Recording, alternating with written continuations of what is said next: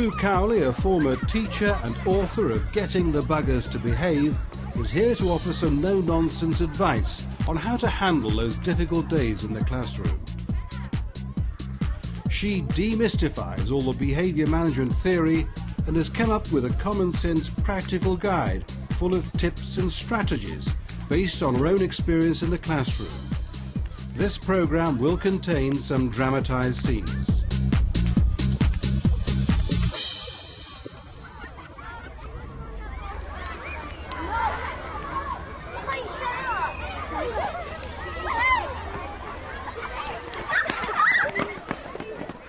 All kids need to let off steam, but once the bell goes here, the children know exactly what's expected because it's in the rules.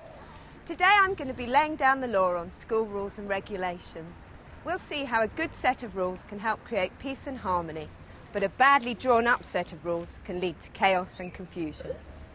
Good morning, everybody. Good morning, Mrs. Wills. Good morning, everyone. Now, the theme for our assembly this week is not following the crowd. So I was thinking, when I was planning what I was going to say this morning, we need some new school rules. No chewing gum, no sweets of any kind, no skipping in the corridors, do not walk or play on the flower beds, do not drop any paper on the floor. Footballs must only be played with on the football pitch. Do not sit on the seats in the library.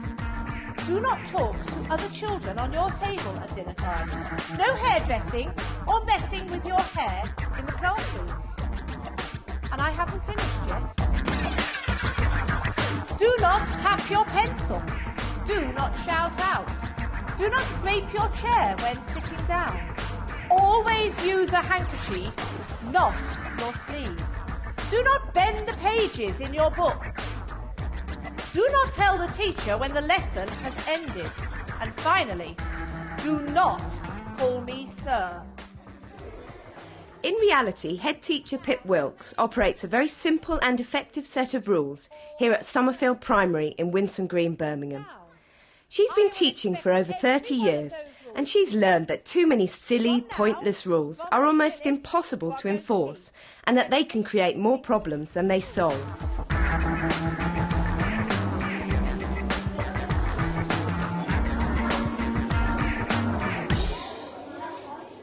So Pip, you were having a bit of fun there in the hall, but can you tell me about the rules that you actually do have?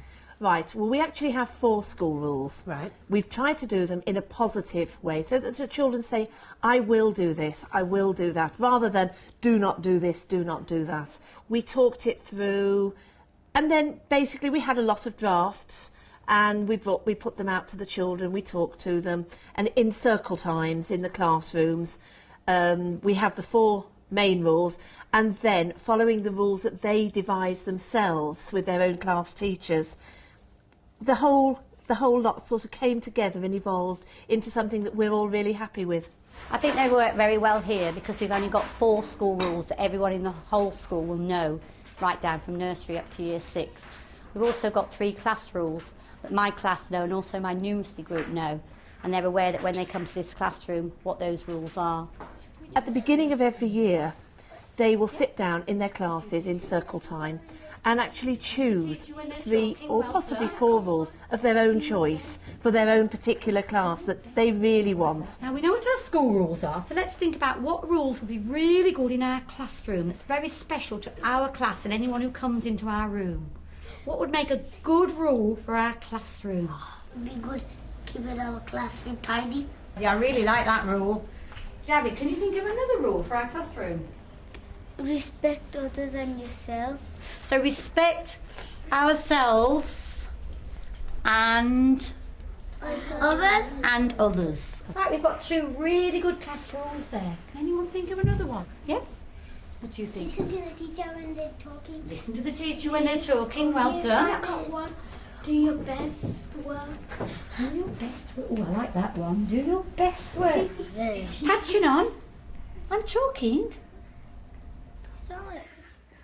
Mrs. Dennis, they're a great class, aren't they? Can I share a suggestion that somebody once gave to me which I think works really well? And what you do is you have these cards red, orange and green, like a traffic light system. Now, when a child's doing exactly as you wish, so our respect rule. Now, you've been listening brilliantly, so I'm going to give you a green card which says, great, keep on doing exactly what you're doing. But, of course, you were having a chat, weren't you, while Mrs Dennis was trying to talk. Now, I'm not going to give you the red card straight away, but your teacher might just slip you that and just go like this. And that just reminds you that what you're doing is not being very respectful. And if a red card comes your way and you're still not respecting, you're in big trouble. We have actually done them so that it's I will do that. So they can do them, they can achieve them, and there's not going to be a constant negative approach, and to give the children ownership. Yes. We will keep our hands, feet and other objects to ourselves. We will call everybody by their given names. We will do as we are asked the first time. We will walk around school without disturbing others. You know, it's really important that the rules are displayed everywhere. These rules work really well here because they're short, they're realistic and they're achievable. They're also phrased in a positive way. Unlike some schools where there's a huge long list of rules, including the length of your skirt, the colour of your hair and so on and on and on. A really good thing here is that the children feel they have ownership of their rules. At Summerfield, the children have their own playground police who can swoop once there's been any infringement of the school rules. Oopsie, I made a mistake. Every single game you cheat all the time. I just said I made a mistake. I just said I just made a mistake. No, you talk to her. Look at your greasy hair. Yeah, look at your greasy hair. It's full of oil coming out forever. I just don't want to play no more. I don't want to play no more. You forgot one now. This row over a game of cards is resolved with a session of peer group mediation. The mediator's rules are speak one at a time without interrupting each other, speak with respect and don't blame each other. We have some mediator's promises as well. We will not take sides, we will not gossip, we will not tell you what to do. What's the problem?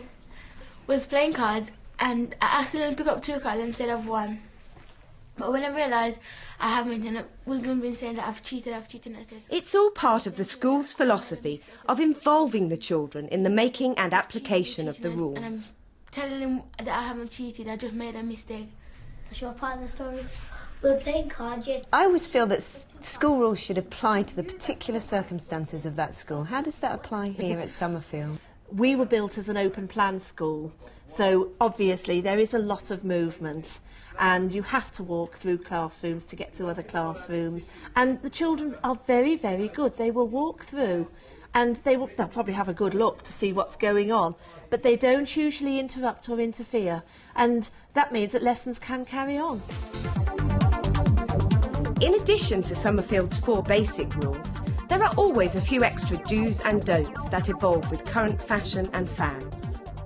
How about chewing gum, mobile phones? How do you deal with things like that? Well, mobile phones are not encouraged, but we do understand that some of the parents will want their children to have them, especially if they're travelling home on their own in these darker nights. So the children, they bring them into school, but they bring them to my office, and then we keep them safely locked away during the day, and then they just come and collect them at the end of the day. Chewing gum, the dreaded chewing gum. Dreaded chewing gum. The most unpopular rule is no sweets, and particularly no chewing gum. If you eat in school, you'll get in trouble, and if you stick it on the floor, then you could get in trouble. I would imagine the no sweets and eating in school is the most unpopular.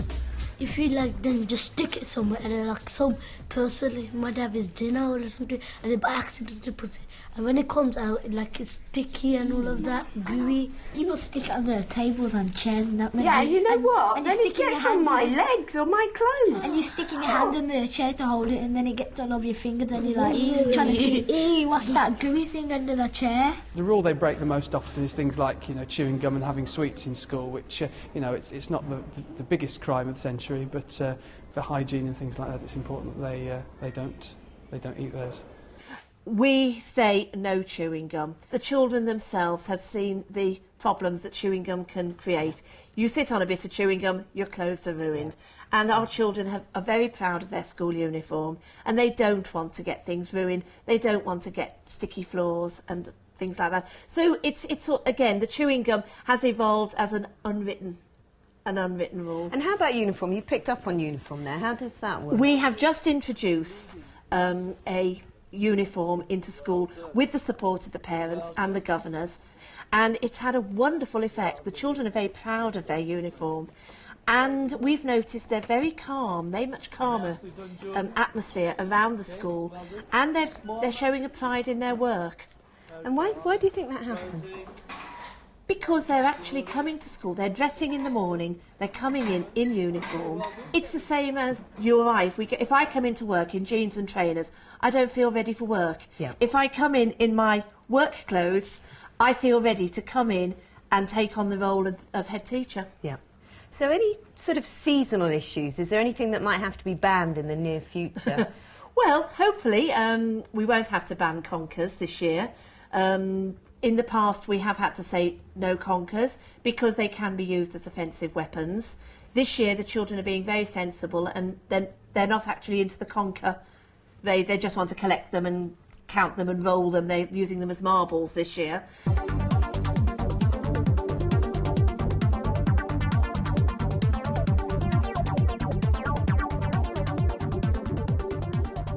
And what would you think of a teacher if they just let you break one of the rules or even all of the rules? What would you think about that teacher? Very kind teacher.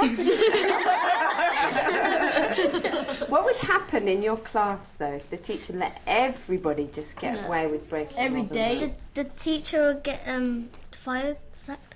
The teacher get the sack, but what would happen to the class? What do you think would happen? You go all mad and everyone just start jumping up and down, not listening, and then nobody would listen to what's going on. That's right, and then nobody would learn anything, which is why you're at school. I think the schools that ban lots of things create problems because the children just can't remember the rules and get a little bit confused.